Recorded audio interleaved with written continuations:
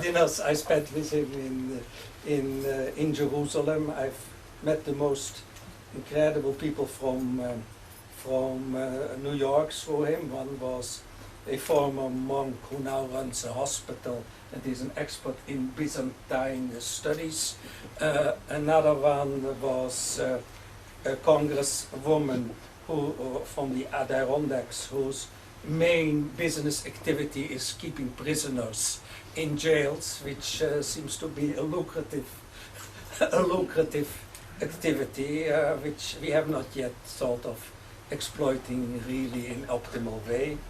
A third one was Congressman Anthony Weiner, who, according to a fourth one who was a lobbyist, who told me that as a protege of Schumer he'll go far and be mayor of New York one day. But Weiner really made an impression because he told that he felt it was moral obligation during the second Lebanese war to go up and be with the soldiers, and how afraid he was when those Katyushas came over his head.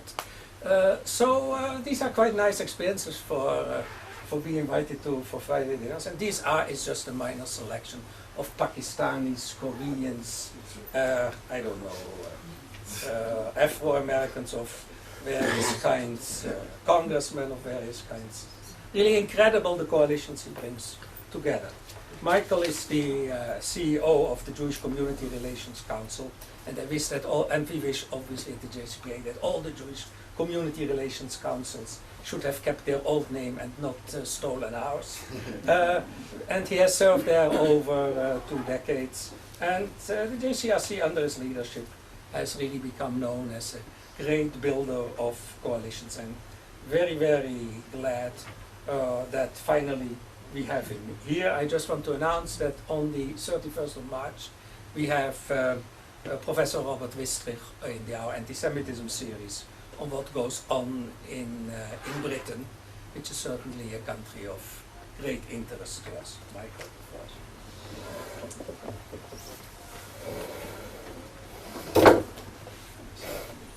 Is this working? Do I have to speak into this? Okay. Thank you very much, Dr. Gerstenfeld. I'm glad I have a microphone.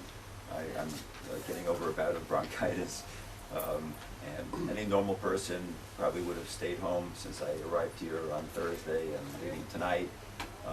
But this was a very whirlwind weekend for me, and one that Dr. Gerstenfeld finally, after attempting for who knows how many opportunities to have me come in to address you, we're finally able to pin this one down. On Friday, the Beit Midrash, the study hall at Yeshiva University's campus, which is here nearby at Began, was dedicated in memory of my late father. And I have dealt a lot, along with my brother and sister who lived in Jerusalem, and another sister who lived in Boston, to ensure that that be accomplished. So that was Friday. On Shabbat, we celebrated. I brought my one child who still lives in America and the 2 children who live here. We all had Shabbat together in Beit Shemesh at my daughter's home. And last night celebrated the engagement of our son. Again, I knew that a week ago, so a second reason for coming. And of course, the main reason for coming had to have been the fact that I was going to be speaking at the JCPA. So I told my wife is that, as Dr. Gerstenfeld knows, I usually, most often I come to Israel with these groups, but rarely do I have to speak on 3 occasions, 3 days in a row, on 3 different subject matters. So, this is a business-oriented presentation for me, and I get tremendous sipuk nefesh from the work that I do, and I hope to be able to share some of that with you, not only because of some physical human frailties, am I not able to project maybe the level of enthusiasm that I might have otherwise done. It's also, I know some people in the audience, but Ephraim Zuroff and I go back so long that we're probably embarrassed to tell how many years, but we graduated high school together, as well as the fact that we were also co-counselors in Camp Morasha in 1969, if I remember correctly, 1970, around that time frame. So it gives you some idea as to how long we've known each other. So It's once nothing again, to be embarrassed about. thank God we're still here. Oh, actually, thank God we survived that summer. I learned a lot about coalition building in that bunk that summer. Okay. I thought that coming into the JCPA, and this is the JCPA as far as I'm concerned, as opposed to the other JCPA back in the States, that you probably are more interested in listening to my stories about Elliot Spitzer and Mike Bloomberg in the presentation that I'm going to be making to you this morning. Dr. Gerstenfeld indicated to me that there will be a Q&A session afterwards, and as is always the case, every time I give a presentation anywhere, people will ask whatever they want to ask, regardless of what it is that I have to say. Since we're in Israel, I know you're going to be doing it anyway, so I'll just let you know, give you license to ask any questions that you want to ask within the framework of my role in New York. I have, of course, maintained on behalf of the JCRC, which I'll describe in brief in a moment, but you'll see a lot of it on the presentation, a very close relationship with government, despite the fact that JCRC is not a government dollar recipient. So let me start with that as to who we are. There are many JCRCs across the country, and maybe according to Dr. Gerstenfeld, quoting from the last chapter in Mishlei in Proverbs, V'ata lit al kulana, maybe our JCPA is better than every other JCRC is better than every other JCRC.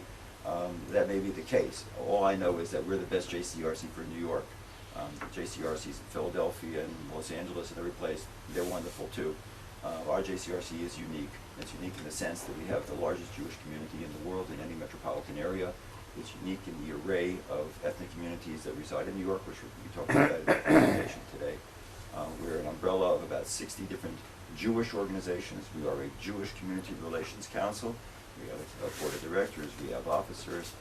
We have a budget of about, nowadays, about $2.5 million. When I first came to the agency in 1986, as exact, 84 as on staff, we had a budget of about $600,000. So as you see, we've grown the organization considerably. We've grown because of the presentation I'm making here today. Of course, as Dr. Gerstenfeld certainly knows, we serve as an advocate for the Jewish community on a whole range of issues, both local and international, dealing with the Israel matters as well, the demonstrations that you may read about in the Israeli newspapers that Effie and I were talking about before. You may not read about them in the Israeli newspapers, but those demonstrations are conducted by us in cooperation most often with the Conference of Presidents of major Jewish organizations. We are the organizing arm of the Jewish community of New York, and the national organizations take advantage of us on a very frequent basis. The UJ Federation is our major benefactor. As I said before, and I think it's an important critical piece of information, is that we do not take a penny of government dollars. And I'm not going to make a pitch afterwards. We're not going to call cards. But all of our funds come from private sources, none from government sources. Okay.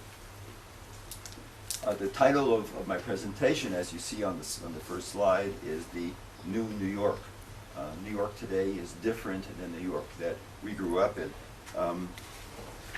Certainly that I grew up in. I forgot to put this slide on. I apologize, although I think it's an important one. I'm going to get to the details in a moment, but I'm just going to show you on this sheet, put this down, on the sheet, that as you see, the numbers of New Yorkers rose from the period of 1900 to the period of 2000. It rose from 3,437,000 to over 8 million beyond the year 2000 and beyond. The numbers of Jews in the year 1900 was 598,000, approximately 600,000, and in the year 2000, 972,000. So you do see growth. The problem is that if you might see in the slide, this is the peak. And the peak was back in the 1950s when there were approximately 2 million Jews in New York out of about 6 million New Yorkers. We were approximately 33% of the population. Now we're somewhere around 14, 13, 12% of the population. And that is the nature of the new New York that we're going to be confronting during the course of the presentation today.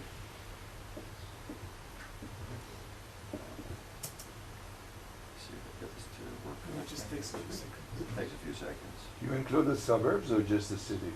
For my presentation today, we're going to include exclusively the city. We're not going to deal with the current population of 972,000 is from the 5 boroughs of the city of New York. If you include the suburban communities, the number reaches somewhere close to 1.4 million. So you add about 400,000 Jews who live in the suburban communities. And again, at the end, I'll be happy to respond to questions in regard to those counties as well. Our JCRC encompasses the 8 counties: Nassau, Suffolk, which is Long Island, and Westchester, which is north of Bronx, north of New York City. Okay. So as I just said, New York's demography is changing. In the year 2000, New York's population topped 8 million. The basic ethnic breakdown of the population is as follows. The black percentage remained basically constant. So in 1990, there were about 25% of the population was black, and 24.5% in the year 2000. But we're going to analyze that more deeply and as we go to the next slide. The Hispanic population grew from 24% to 27%. It looks like a minor amount, but it isn't, as you'll see again as we move forward. The Asian percentage grew from almost 7% to almost 10%, and the white population markedly dropped from 43% to 35% over that 10-year period, which is astounding. And I might say, because I don't think I have a slide that reflects that at all, is that drop for the most part is not in the Jewish community. Yes, there was a drop-off in the Jewish community, but the drop-off in the Jewish community pales in comparison to the drop-off in other communities. In fact, the white includes the Jews. The white includes the Jews, correct, but the Jewish drop-off is much less. And let me just pause on this for a second. If you think of New York, many people think of that wonderful acronym, the WASP, the White Anglo-Saxon Protestant. I defy anybody to come to New York and walk on the streets of New York and to identify white Anglo-Saxon Protestants walking the streets of New York. The likelihood is that you're going to see, and how do you know this? It's very simple. And again, you learn all the tricks of the trade working the streets of New York for as long as I have. Come to New York on Ash Wednesday. And then you will see that virtually every white person that is walking by you has a black cross smudged on their whatever it is on their forehead. Most of them, the priests, are not very accurate. They're not Germanic, so I guess they don't do a nice cross. But you see smudged people everywhere. And to try to find white Anglo-Saxon Protestants, you have huge cathedrals like the Cathedral of St. John the Divine, which is a beautiful building up in northern Manhattan, right near Columbia University. But the vast majority of people who are davening there are not white Anglo-Saxon Protestants. They're, for the most part, they're of some ethnicity or another. So again, get to questions. I can get carried away. So in the looks of your faces, well, we're going to move on. Okay, this is a very important slide. When we think about the black community in bullet number 1, the southern black population is dropping with the influx of Caribbeans. New Yorkers first became aware of, most New Yorkers first became aware of the African black population when Amadou Diallo was shot by the police, remember, about 50 times. That was in the last years of the Giuliani administration in the late 1990s. And this man came from black Africa, and he wasn't a southern black, he wasn't a Caribbean black. Well, what is he doing here? It's also, there was a tragedy, which I don't have up here on the slide, that happened just about a year and a half ago, 2 years ago, of a family from Africa. There was a fire, and nearly all the children, about 12 children in the family, were killed. Again, raising the specter in New York of black African immigrants, the vast majority of whom are Muslims.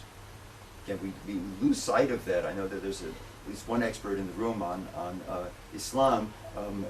We lose sight of the fact that many of these Africans who are coming to America from the continent are Muslims. When we think of Latinos, of Hispanics, again, for those of us who grew up on the streets of New York, they were all Puerto Rican. And then eventually they became Puerto Rican and Dominican. But today, despite the fact that it says that the fastest growing population is Dominican of Latinos, the truth is that the fastest growing population of migrants is Mexican. And even in Brighton Beach, which we all know as the homeland of the Russian-speaking community in New York, the epicenter of Russian culture in New York, there are more Mexicans moving into that community today than there are Russians. And there are also South American communities that are moving everywhere, particularly into Queens. We'll discuss that in a few moments. The influx of Chinese and Koreans has slowed precipitously, and what we're seeing in New York, again, I don't know how often you come, but you're going to buy your newspaper, generally speaking, from a Pakistani or a Bangladeshi. If you go into your local grocer, that person could be an Indian.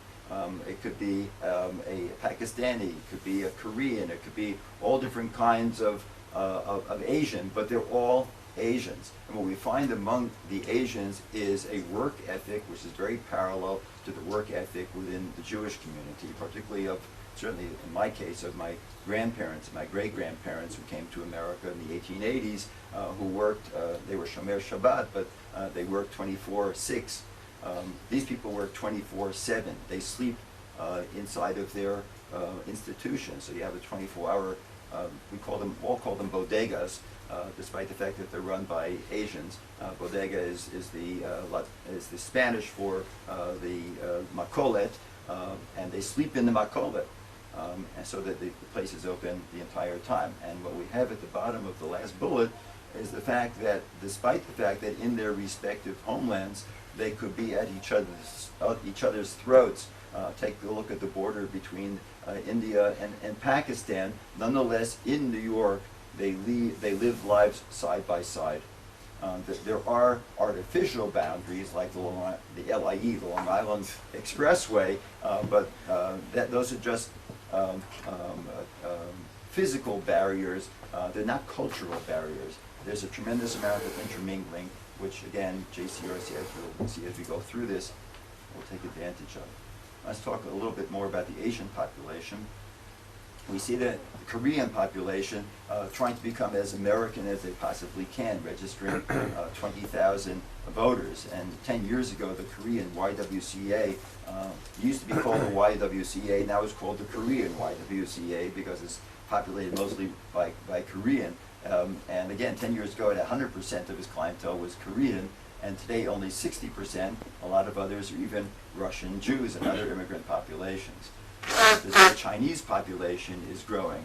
Again, I know we have Brooklynites here, and I tread on pretty thin ice since I'm from the Bronx, but nonetheless, I've learned a lot about the city of New York. Is that in certain areas of Brooklyn, particularly along 4th Avenue in Brooklyn, it's become heavily Chinese.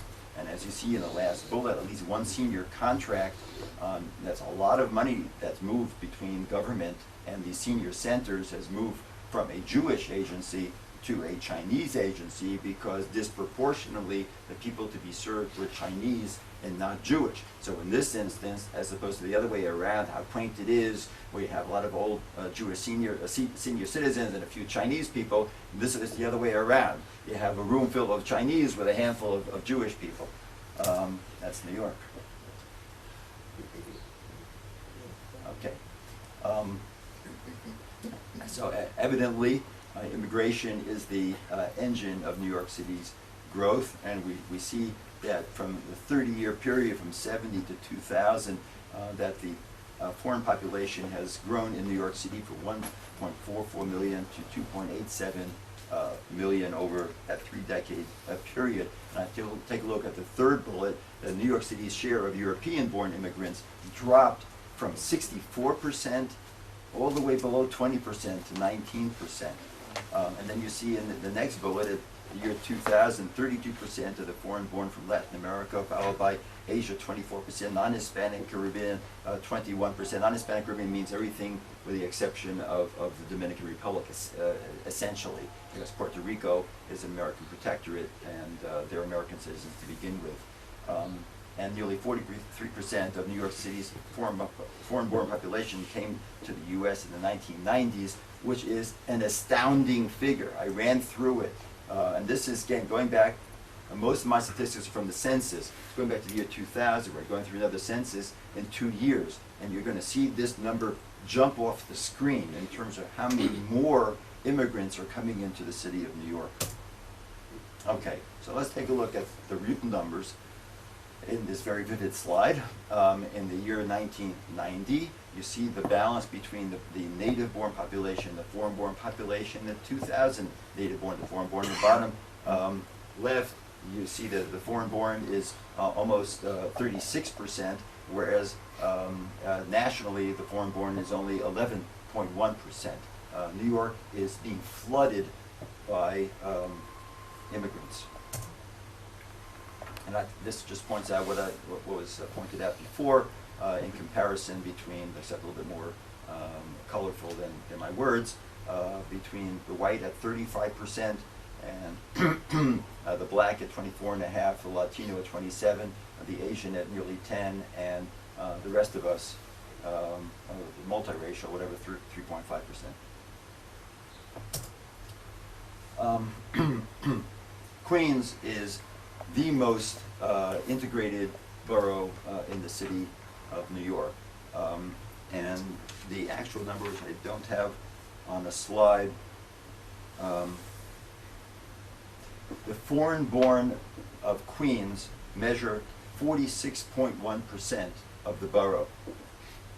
That means that, again, 46.1% of the residents of Queens were not born in America. Every other person you're going to bump into on the street was not born in the United States of America. That's, again, unheard of, except for the period back in the 1880s to the early 1900s.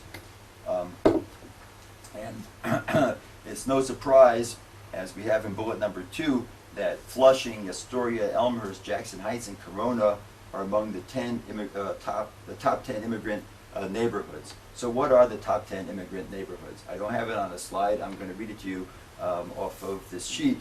And the first one is going to surprise some of you who may have actually come from this neighborhood, and that's Washington Heights. Washington Heights, which is where the Yeshiva University has its headquarters, which is where the large German Jewish population made its home from the 1930s and beyond. Its foreign-born population percentage is 53.6% of the neighborhood. The next one is Flushing, Queens, which now, and this is almost the highest number, 63% of the neighborhood in Flushing is now foreign-born. We go to Astoria, Bay Ridge, and Brooklyn, Bensonhurst, which has a large Russian population, Elmhurst, Queens, Gravesend, Homecrest in Brooklyn, Flatlands, Canarsie in Brooklyn, Jackson Heights. Those, again, remember New York in its heyday. Jackson Heights was really a thriving Jewish population back in the 1950s and the 1960s. Corona is also an interesting neighborhood. And by the way, Jackson Heights has the highest percentage of foreign-born at 63.6%. Corona is at 62.3%. The oldest synagogue in Queens is in Corona. It's a very interesting place. It's a small little building, almost looks like a European synagogue. And on the memorial plaques along the wall, those of you who are American, you know that they have here in Israel as well, but they're similar in most of the synagogues, most of the shuls in America, these brass plates. There are the plates for the parents of Estee Lauder, So that the Lauder family, that was their first residence in America, was in Corona, and they affiliated with that synagogue, and finally Sunset Park in Industry City in Brooklyn. That's the top 10. That's not the David Letterman top 10. That's New York top 10. Okay.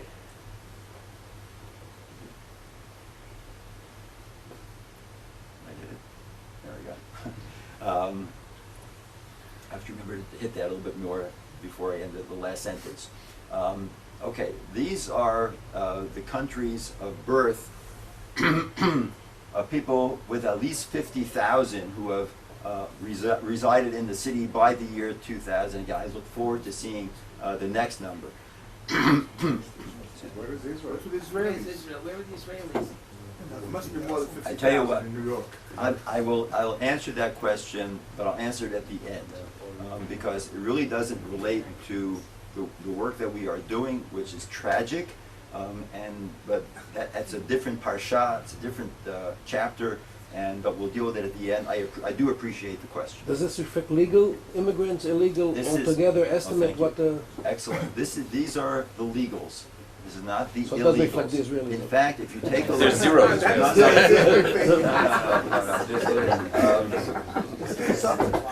It is interesting that there, according, again, to the rolls, there are fewer than 50,000 Israelis, legal Israelis, living in New York. This is off of the census, or people who identify themselves as, there are many Israelis who have multiple passports, and maybe in America they identify themselves as being citizens of other countries. This is what the Census Bureau says, not JCRC statistics. These are federal statistics. And I also want to point out, in terms of legal and illegal, the Dominican Republic, these numbers likely can be doubled. So that if you say 369,000, probably 740,000. When I met with the Consul General of the Dominican Republic, he himself said that there are about 1 million Dominicans living in New York. He himself said that. So I'm not sure that number is that high. People tend to exaggerate. And if you think about the Russian-speaking community, for instance, you have Russia is 81,000, Ukraine is 69,000. In New York today, we estimate, according to the UJ Federation population study, that there are 225, just hitting it up a little, knocking it up a little bit, 225,000 Russian-speaking Jews in the 5 boroughs of the city of New York. If you talk to a Russian leader, not just Russians on the street, they will say that there are anywhere from 4 to 5 to 600,000 Russian Jews living in New York. The real number is probably somewhere in between, probably in the 300s as opposed to in the 200s. But again, statisticians come up with the numbers that they come up with. But if you take a look at this list, it's very interesting that the majority of the people of the countries that are represented here, a majority, I guess, at least in the top tier, are Spanish-speaking countries, or countries from the southern hemisphere. If you include the Caribbean area, so the Dominican Republic, Jamaica, Guyana, which is South America, Mexico, Ecuador, Haiti, Trinidad, Tobago, Colombia, and then once you go below that, you end up with European, Asian, European, Russian, Italy, Korea, Ukraine, then subcontinental India, and then back to Europe and Poland. Very interesting numbers.